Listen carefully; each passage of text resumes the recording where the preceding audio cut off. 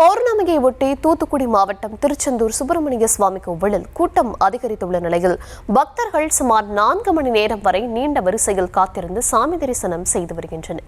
விவரங்களை தர இருக்கிறார் செய்தியாளர் சதீஷ். வணக்கம் சதீஷ், விவரங்களை வழங்கலாம்.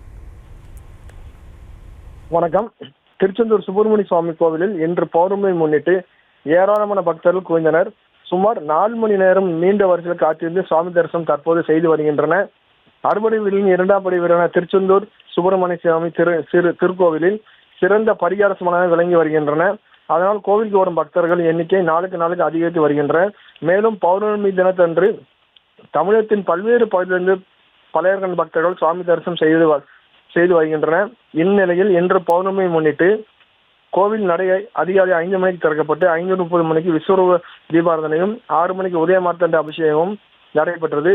தமிழகத்தின் பல்வேறு பகுதிகளிலிருந்து ஏராளமான பக்தர்கள் கோவில், கடல், நாணிக்கிணர், புனித தீர்த்தத்தில் நீராடி சுமார் 4 மணி நேரம் காத்திருந்து சாமி தரிசனம் செய்து வருகின்றனர்.